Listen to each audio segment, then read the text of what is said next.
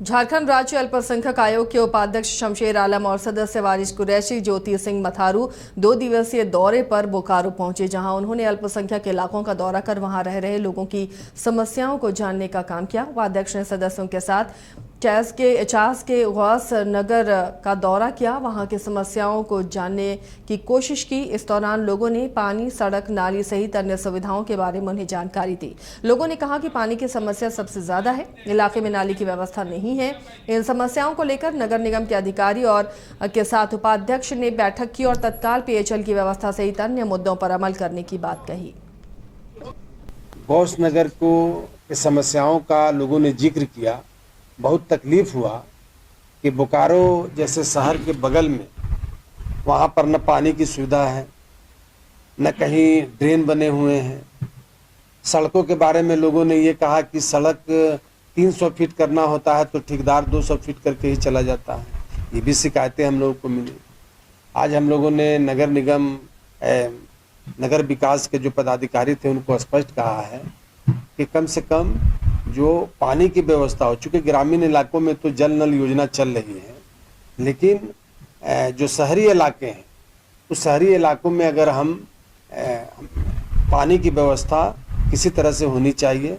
चाहे जल मीनार बना है, जल मीनार से शुरू हो।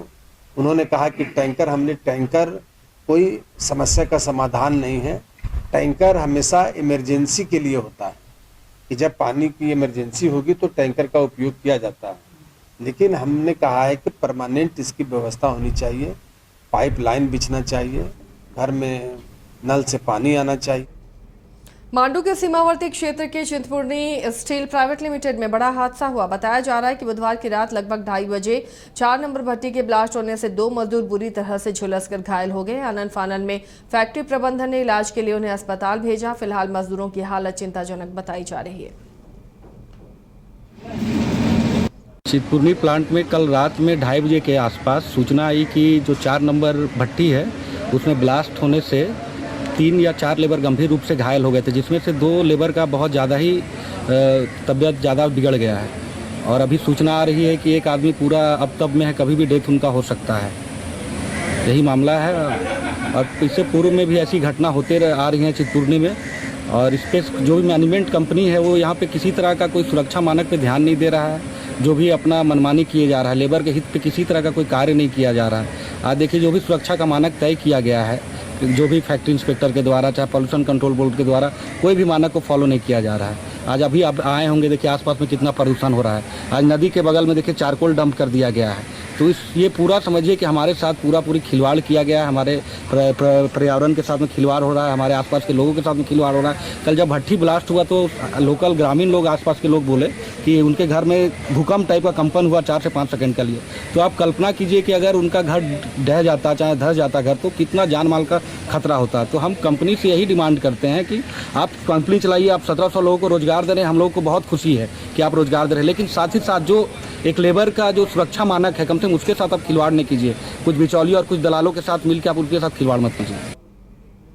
बिहार का देवघर कहे जाने वाले मधेपुरा के बाबा सिंहेश्वर धाम के साथ साथ बाबा विष्णु राउत धाम चौसा में भी अब राज्य सरकार द्वारा भव्य मेले का आयोजन किया जाएगा। दरअसल राज्य में 14 जगहों पर लगाए जाने वाले श्रावणी मेले की सूची में सिंहेश्वर धाम का नाम नहीं रहने से स्थानीय लोग और श्रद्धालु क्षुब्ध थे। इस मामले में आज राजस्व और भूमि सुधार मंत्री द्वारा सकारात्मक पहल करते हुए इन दोनों जगहों को राजकीय मेला घोषित करते हुए सिंहेश्वर धाम मेला को 15 लाख और विष्णु राउत धाम चौसा को 4,50,000 रुपए की राशि आवंटित कर दी गई है। राजस्व और भूमि सुधार मंत्री डॉक्टर दिलीप जायसवाल आज सिंहेश्वर स्थान पहुंचे और भोलेनाथ की पूजा अर्चना करने के बाद राशि के आवंटन की घोषणा की।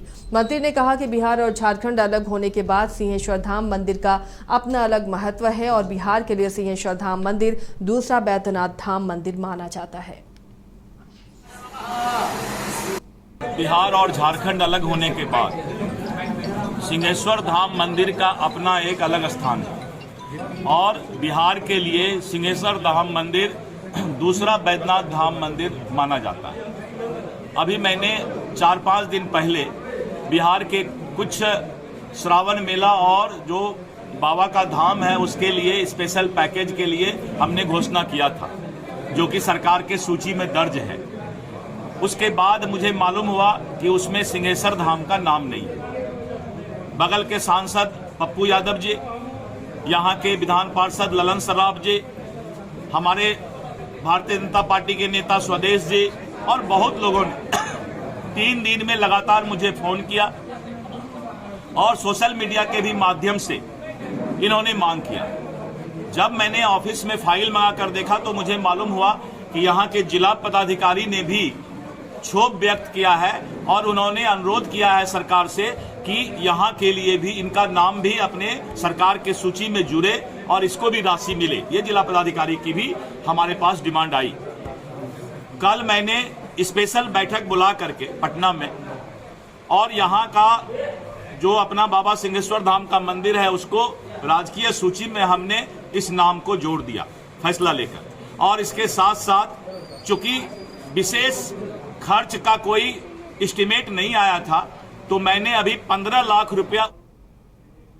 बोकारो एसपी आवास के पास मोड़ पर एक बाइक सवार ने पुलिस गाड़ी में जोरदार टक्कर मार दी। टक्कर इतनी जोरदार थी कि मोटरसाइकिल पर बैठा युवक पुलिस गाड़ी के शीशे पर जा गिरा, जिससे युवक का सर फट गया। आनन फानन में घायल युवक को अस्पताल ले जाया गया, जहां उसका इलाज चल रहा है और खतरे से बाहर बताया जा रहा है। घटना उस वक्त घटी जब हवाई अड्डा की ओर से एक बाइक पर सवार 2 युवक चास की ओर जा रहे थे।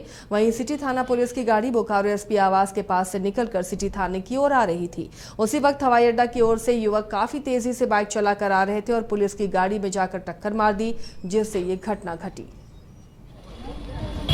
दाहिने मोड़ रहते हल्का ठीक, इधर से काफी स्पीड में तो मैं गाड़ी रोक दी और गाड़ी में आके मार दी। कौन था? लड़का था। कै गो लड़का था? 2 लड़का था। चोट भी आया है उन लोगों को? चोट कबार तो फटा है, सदर भेजे हुए हैं। सदर भेजे हैं? हाँ सर। ये सरकारी जीप पुलिस केंद्र से कुछ सरकारी कार्य हेतु यहाँ आया हुआ था साहब आवास के आसपास। तो जैसे ही टर्निंग करने लगे उसी वक्त एक गाड़ी बाइक संख्या ये J0 कुछ है नोट की है, उनके द्वारा तेजी से बहुत काफ़ी तेजी से आ रही थी तो बिल्कुल मोड़ पर रोक दिए। वो आके थार में टकराते हुए वो गाड़ी के ऊपर चला गया, दुर्घटनाग्रस्त हो गया। क्या चोट लगी? लोहरदगा में विश्व जनसंख्या दिवस के अवसर पर विकसित भारत की नई पहचान परिवार नियोजन हर दंपत्ति की शान कार्यक्रम सदर अस्पताल प्रांगण में आयोजित किया गया। कार्यक्रम का शुभारंभ उप विकास आयुक्त दिलीप प्रताप सिंह शेखावत की तरफ से दीप प्रज्वलित कर किया गया। कार्यक्रम में मुख्य अतिथि के रूप में उप विकास आयुक्त ने कहा कि विश्व जनसंख्या दिवस के अवसर पर आयोजित इस कार्यक्रम के उद्देश्य को समझना जरूरी है। भारत की जनसंख्या में युवाओं की संख्या सबसे ज्यादा है, लेकिन यही जनसंख्या जब वृद्ध होगी तो इनकी संख्या ज्यादा होगी। ये किसी भी देश की अर्थव्यवस्था के लिए सही नहीं है। हमें देश की जनसंख्या को युवा रखना है तो जनसंख्या को नियंत्रित रखना होगा। बच्चों की संख्या 2 ही रखें और उन्हें अच्छी तरह शिक्षित करें, उनके बेहतर स्वास्थ्य पर ध्यान दें, उन्हें एक बेहतर बचपन दें। हमारे पास स्वास्थ्य की सेवाएं खास करके जब इसको हम लोग एकदम नीचे तक ले जाए, जब फैमिली तक हम लोग लेके जाते हैं तो एक परिवार के अंदर 2 या 2 से कम बच्चे होते हैं तो उस पर आप पूरा ध्यान दे सकते हैं, उसके स्वास्थ्य का, उसके शिक्षा का, उसके भरण पोषण का ध्यान रख सकते हैं। लेकिन कहीं ना कहीं हमारे समाज के अंदर ये चेतना पहले नहीं थी, तो 7-7, 10-10 बच्चे होते थे। तो आज के समय सभी लोग जागरूक हो रहे हैं, चाहे वो सोशल मीडिया के माध्यम से हो, चाहे वो फिल्मों के माध्यम से हो, चाहे हम लोग जो प्रोग्राम्स कर रहे हैं, ये भी उस कड़ी में एक पहल। हम लोग यहाँ पे कोशिश ये करते हैं कि जिस तरह के लोग हमारे पास आते हैं, जो पेशेंट्स आते हैं, गर्भवती महिलाएं आती हैं जिनकी डिलीवरी यहाँ पे होती है, उनके परिवार के साथ हम लोग संपर्क करके रखें और ये कोशिश करें कि उनको हम लोग गर्भ निरोध के बारे में जानकारी देते रहें और वो टेम्प्रेरी या फिर परमानेंट कॉन्ट्रासेप्टिव्स के बारे में जानें, उसका प्रयोग करें ताकि जनसंख्या पे भी नियंत्रण आए और हमारे जो बच्चे हैं, जो कल के युवा हैं, वो शिक्षित हों, वो स्वास्थ्य के रूप में पूरी तरह से परिपक्व हो। तो ये हमारी खास करके नए अनुभव, जोश और उमंग का बेजोड़ संगम है छोटा नागपुर वाटर किंगडम। यहां आपको पुल पार्टी से लेकर वाटर वेव का होगा एकदम नया अनुभव। सबसे ज्यादा स्लाइड वाला राज्य का पहला वाटर पार्क का नाम है छोटा नागपुर वाटर किंगडम। तो परिवार के साथ आए रातू फन कैसल के पास स्थित छोटा नागपुर वाटर किंगडम।